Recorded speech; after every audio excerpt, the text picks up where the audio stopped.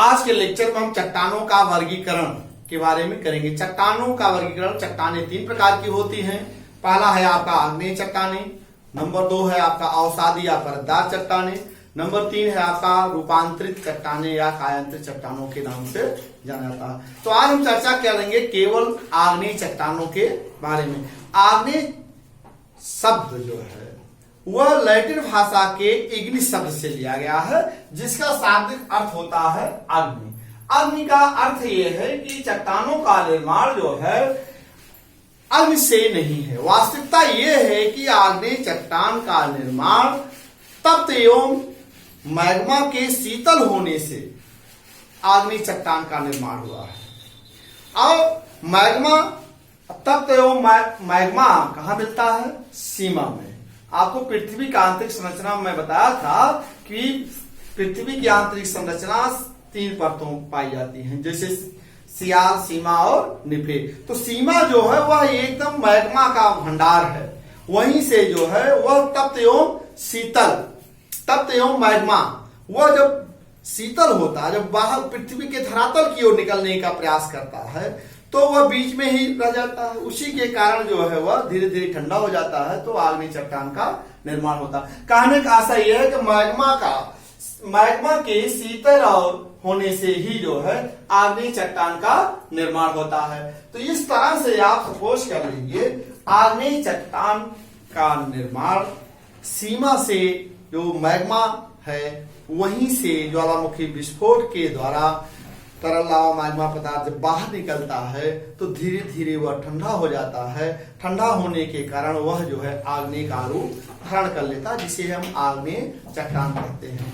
आग्नेय चट्टान का निर्माण हर युग में हुआ है, हर काल में हुआ है, और आज भी वर्तमान काल में भी आग्नेय चट्टान का निर्माण हो भी रहा है, जिसे हम प्राथमिक शैल कहते हैं, जिसे हम प्राथमिक चट्टान कहते हैं। इन्हीं चट्टानों से जो है आपका अवसादी चट्टान का निर्माण होता है।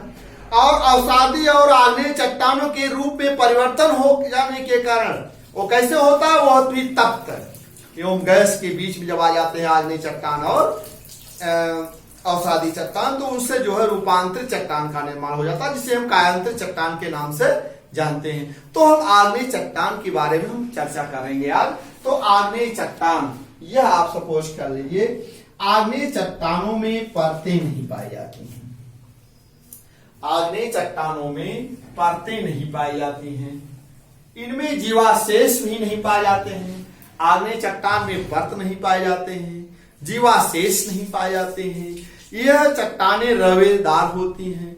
अब आग्नेय चट्टान में जो रवे जीवाशेष क्यों नहीं पाए जाते हैं? क्योंकि यह तरल अवस्था से आता, सब पिघल जाते हैं, सब, इसमें कोई भी फासिल जीवाशेष नहीं पाए जाते हैं। और यह जो है गहराई से में पाए जाते हैं। तो आज चट्टानों का जो वर्गीकरण है, इसमें आग्नेय चट्टान में जीवाशेष नहीं पाए जाते हैं, इनमें परतें नहीं होती हैं, और इस तरह से आग्नेय शैलों में संधियों की अपेक्षा इसमें संधियां कम पाई जाती हैं।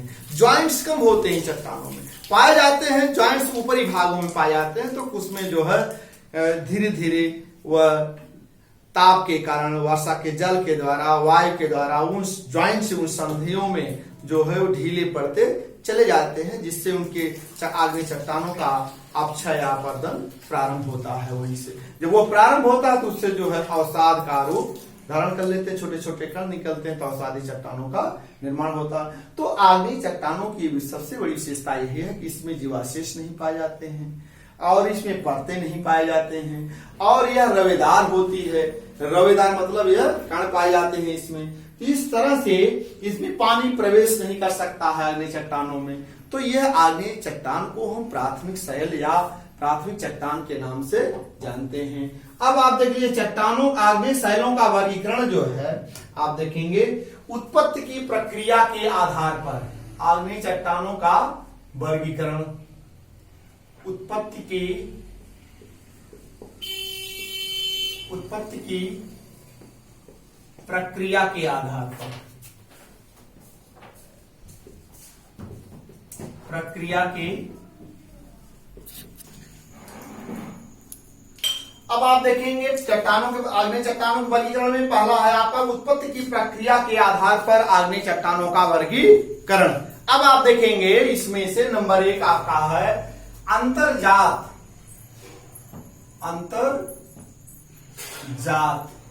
या अंतर्निर्मित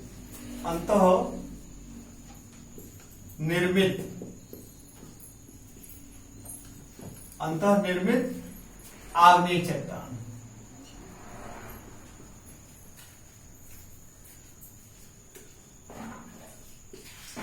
अब आप देखेंगे यह अंतर्निर्मित आग्नेय चट्टान को किसे कहते हैं?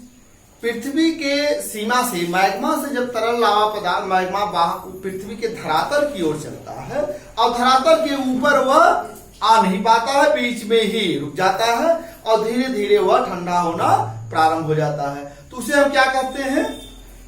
आग्नेय चट्टान कहते हैं। अब उसी को हम अंतर्निर्मित आग्नेय चट्टान के नाम से जानते हैं। देखिए आप जब याद रखिएगा आग्नेय शैलों की रचना तरल लावा मैग्मा पदार्थ से होता है, तो जब ज्वालामुखी उद्गार के समय मैग्मा देखिए अंतर्जात अंतर्निर्मित आग्नेय, जब ज्वालामुखी मैग्मा जब धरातल की ऊपर की ओर अग्रसर करता है तो वह धरातल पर प्रकट नहीं हो पाता है, धरातल के नीचे ही वह धीरे धीरे जमना प्रारंभ हो जाता है। उसी को हम अंतर्निर्मित या अंतरजात आग्नेय चट्टान कहते हैं। यह चट्टानें 2 प्रकार की होती हैं। नंबर 1 है यहाँ का पाताली चट्टान,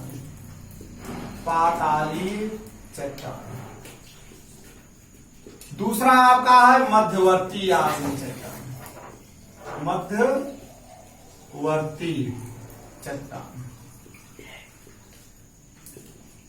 मध्यवर्ती चट्टान। इस तरह से देखिए अब आपका 2 हो गया, पाताली चट्टान हो गया और मध्यवर्ती चट्टान हो गया।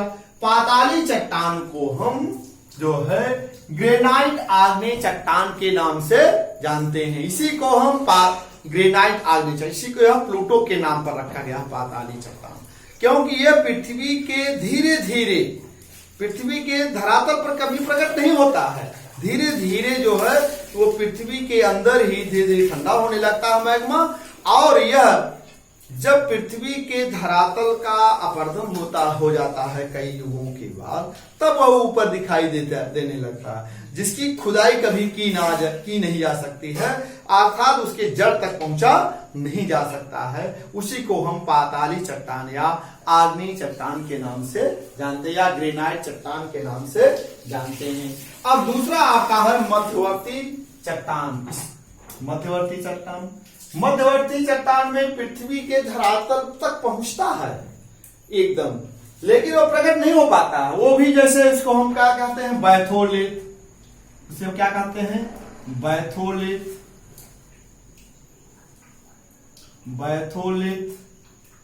लोपोलिथ,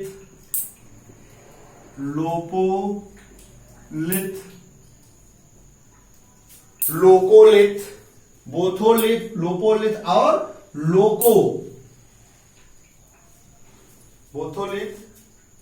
लोपोलिथ और फैकोलिथ,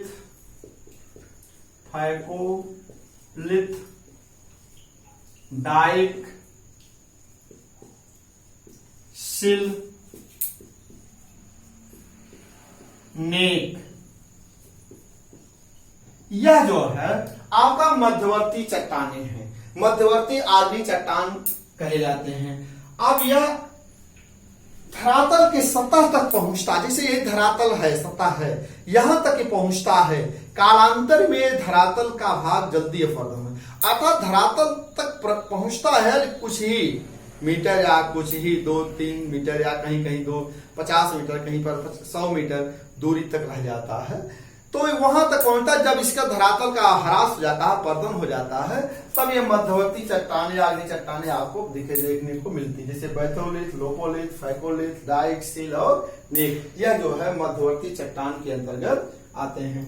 अब आप देखेंगे इसी तरह से आपका है दूसरा कणों के। अब देखिए बाह्य प्रकार की चट्टानें जो हैं, ये हो गया अंतर्जात। अब नंबर 2 आपका है बाह्य आग्नेय चट्टानें।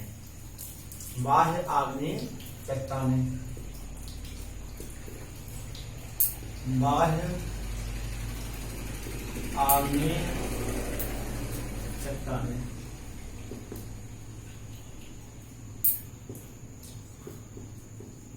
बाह्य आग्नेय चट्टानें क्या है? जब पृथ्वी के अंदर से यह जो है बाह्य आग्नेय चट्टानें जो होती है विस्फोटक प्रकार की चट्टानें, शांत प्रकार की चट्टानें, चाहे वो जब ज्वालामुखी विस्फोट होता है तो उससे तरल लावा मैग्मा पदार्थ बाहर आकर के पृथ्वी के धरातल पर जमना प्रारंभ हो जाता है। यह शांत प्रकार से होता है, तरल ज्वालामुखी मुख से तरल लावा मैग्मा पदार्थ बाहर निकल रहा है कंटिन्यू।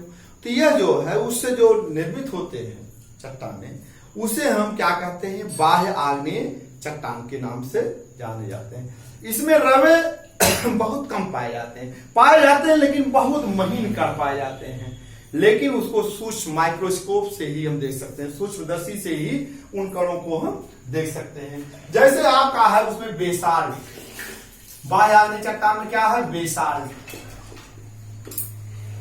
बेसाल्ट है आपका।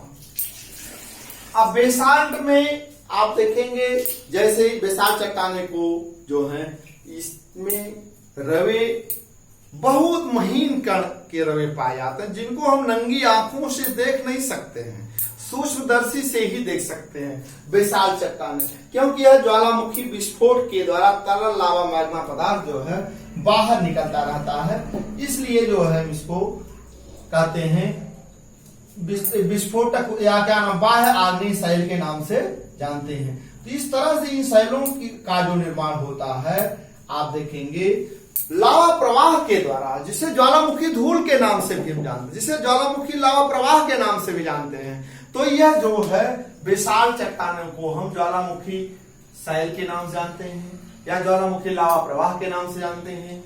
ऐसे बहुत बाह्य आग्नेय चट्टानें पाई जाती हैं जिसमें इनमें कण वगैरह नहीं पाए जाते हैं। तो इस तरह से आप देखेंगे लावा का प्रवाह जो है जैसे गैब्रो ऑब्सीडियन, इसी जिसे बेसाल्ट हो गया आपका, फिर आपका गैब्रो हो गया, गैब्रो गैब्रो गैब्रो ऑब्सीडियन,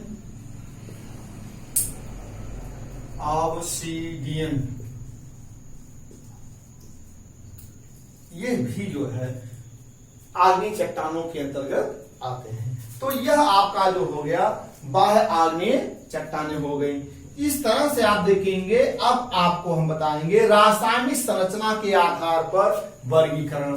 अब आप देखेंगे रासायनिक संरचना के आधार पर वर्गीकरण आग्नेय चट्टानों का। अब आपका है रासायनिक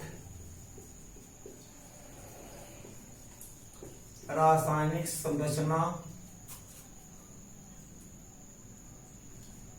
रासायनिक संरचना के आधार पर वर्गीकरण।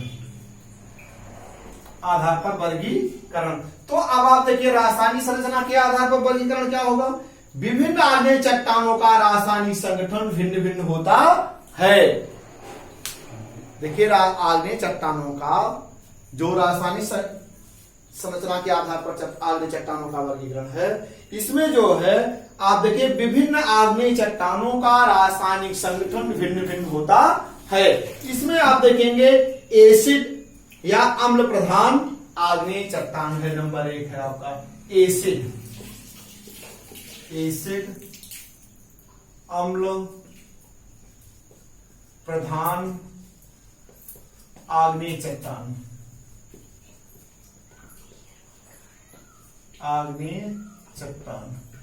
अब आप देखिए इसमें एसिड प्रधान आग्नेय, इसमें जो है सिलिका की मात्रा जो होती है 65 से जो है 85%। इसमें सिलिका की मात्रा 65% से 85% के बीच में होती है। जैसे ग्रेनाइट चट्टान इस प्रकार का सबसे मुख्य उदाहरण कितना है इसका? ग्रेनाइट चट्टान में जो है सिलिका की मात्रा जो होती है वो 65% होती है। और ग्रेनाइट चट्टानों में निर्माण क्या होता है? ग्रेनाइट चट्टानों का निर्माण किन किन खनिज तत्वों से हुआ है अब आप जान लीजिएगा। जैसे इसमें ग्रेनाइट चट्टानों में किन किन शैल खनिजों का निर्माण हुआ है, जैसे फेल्सफार। इसमें आप देखेंगे ग्रेनाइट चट्टान में कौन कौन से खनिज तत्व पाए जाते हैं। अब आप देखिए इसमें सर्वाधिक कौन सा पाया जाता है? फेल्सफार।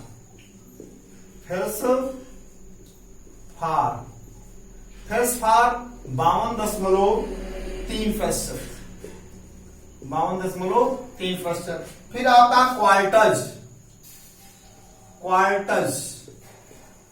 क्वार्टज कितना पाया जाता है? 31.3%। 31.3%। अब आप देखेंगे अभ्रक 11.5%। अभ्रक 11.5%। हार्न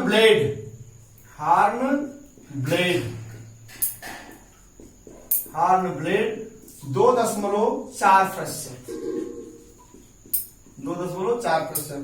अब लोहा खनिज जो है 2% पाया जाता है। कितना पाया जाता है लोहा खनिज? 2%। तो इस तरह से ग्रेनाइट में जो पाए जाते हैं खनिज तत्व ये पाए जाते हैं। और सिलिका की एसिड अम्ल जो है पाए जाते हैं 65% पाया जाता है। अब इसी तरह से आप देखेंगे, अब आपका एसिड हो गया, एसिड के आधार पर हो गया। अब बेसिक आग्नेय शैल जो है आपका नंबर 2 है, बेसिक आग्नेय शैल नंबर 2 हो गया। इस तरह से आप देखिएगा परीक्षाओं में पूछा जाता है कि ग्रेनाइट में कौन कौन से खनिज तत्व पाए जाते हैं। ग्रेनाइट में सर्वाधिक कौन सा खनिज तत्व पाया जाता है? फेल्सफार पाया जाता है, तो फिर क्वार्टज पाया जाता है, फिर हार्न ब्लेड पाया जाता है। फिर इसी तरह से आप उसको याद रखिएगा। अब आप देखेंगे बेसिक आग्नेय चट्टान नंबर 2 है आपका, बेसिक आग्नेय चट्टान। बेसिक आग्नेय चट्टान। अब आप देखिए बेसिक आग्नेय चट्टान में सिलिका की मात्रा 40 से 60% होती है। इसमें सिलिका की मात्रा कितनी होती है? 40 से सिलिका की मात्रा 40 से 60%। 40 से 60% पाया जाता है। अब इसी तरह से इसमें खनिज कौन कौन से पाए जाते हैं? फेरोमैग्नीशियम खनिज तत्व, फेरोमैग्नीशियम।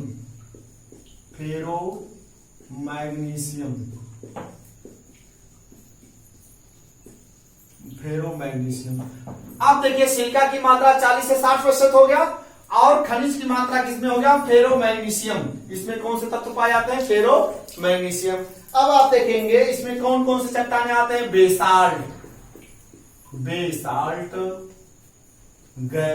ग्रेबो, डोलेराइट,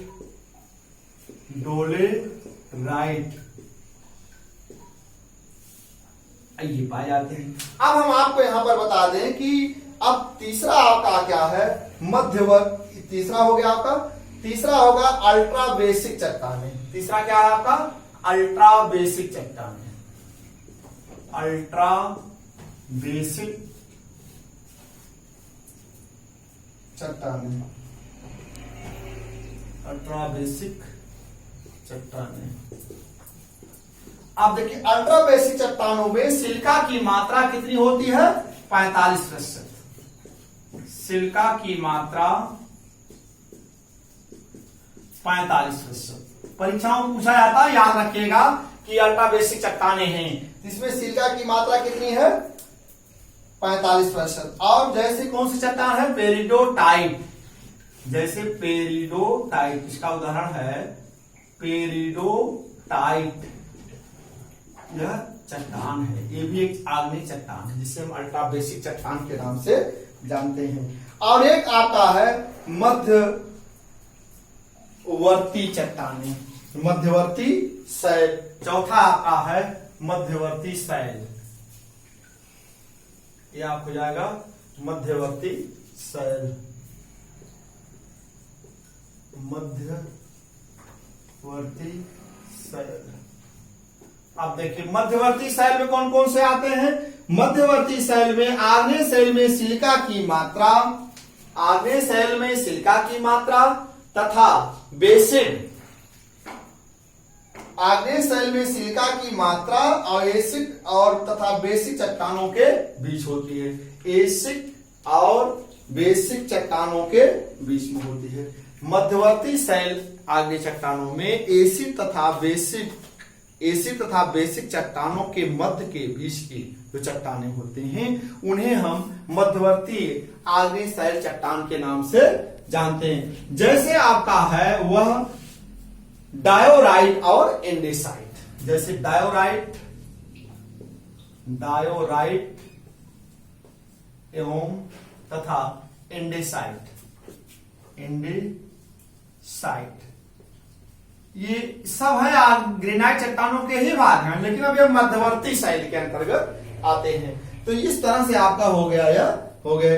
तो अब आप देखेंगे बड़े कणों वाली आग्नेय शैल क्या है। इस तरह से बड़े कणों वाली आग्नेय शैल कौन कौन सी हैं। अब आप देखें बड़े कणों वाली आग्नेय शैल, बड़े कणों वाली आग्नेय शैल, बड़े कणों वाली आग्नेय शैल। अब बड़े कणों वाली आग्नेय शैल को हम क्या कहते हैं, ग्रेनाइट तथा डायोराइट, ग्रेनाइट तथा डायोराइट, ग्रेनाइट तथा डायोराइट, यह बड़े कणों वाली आग्नेय शैलें हैं। बड़े कणों वाली आग्नेय शैलें जो होती हैं ग्रेनाइट तथा डायोराइट है। अब आप देख लीजिएगा, अब इसी तरह से दूसरा है बहुत बड़े कणों वाली आग्नेय शैलें, बहुत बड़े कणों वाली आग्नेय शैलें। अब बहुत बड़े कणों वाली आग्नेय शैलों क्या कहते हैं, अब समझिए पेग्मेटिक डायोराइट, पेग्मेटिक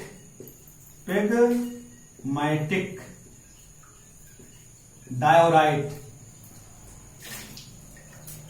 और आग्नेय ग्रेनाइट चट्टाने। ये जो ग्रेनाइट चट्टाने, पेग्मेटिक चट्टाने और डायोराइट चट्टाने, ये बहुत बड़े कणों वाली आग्नेय चट्टाने हैं। अब बारीक आग्नेय वाली चट्टाने कौन सी हैं, बारीक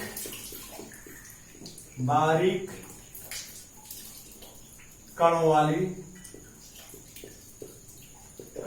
आग्नेय चट्टाने। जैसे बेसाल्ट है आपका, क्या है, बेसाल्ट है, फेल्साइट है, बेसाल्ट, फेल्साइट, डाइक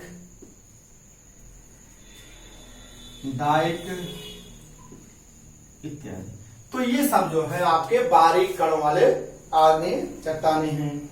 अब ग्लासी अथवा कणहीन आग्नेय शैल, ग्लासी अथवा कणहीन, ग्लासी तथा कणहीन आग्नेय चट्टाने। अब देखिए परीक्षाओं में पूछा जा सकता है ग्लासी तथा कणहीन आग्नेय चट्टाने कौन कौन से हैं। तो अब आप जानिए, जैसे ऑब्सिडियन है, पिचस्टोन है, प्यूमिस है, ये सब जो है ग्लासी में या कणहीन विहीन, उसमें कण नहीं पाए जाते हैं। तो ये अपवाद स्वरूप ये भी चट्टाने यहां पर पाए जाते हैं। ग्लासी अथवा कणहीन वाले आग्नेय शैलें, कणहीन आग्नेय शैल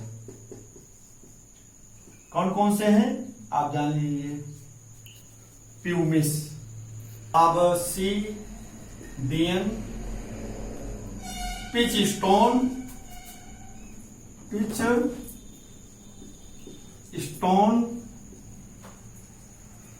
पिचस्टोन। देखिए प्यूमिस हो गया, ऑब्सिडियन हो गया और पिचस्टोन हो गया। ये आपका जो है आपके ग्लासी तथा कणहीन आग्नेय शैल चट्टाने हैं। अब आपको हम बता दें कि जिस तरह से देखिए परीक्षाओं में पूछा जाता है कि आप जानते हैं कि आग्नेय चट्टान में कणवे पाए जाते हैं, रवेदार चट्टाने हैं, और अब आप जान लीजिए कि आग्नेय चट्टान में ही ऐसी चट्टाने हैं जो बिना कण वाली चट्टाने हैं, जैसे आपका है प्यूमिस है, पिचस्टोन है और ऑब्सीडियन है, फरलाइट भी है। कौन सा है?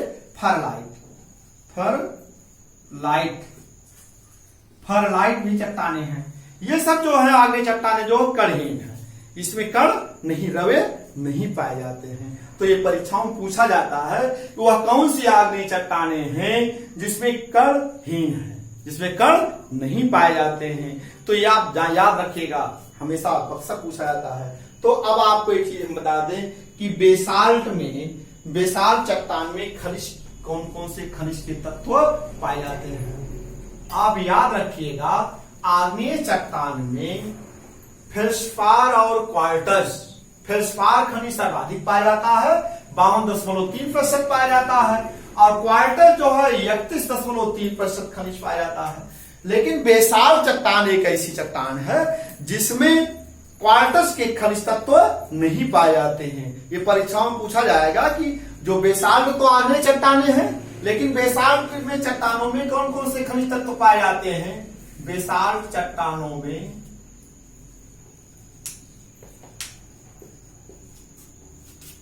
में खनिज तत्व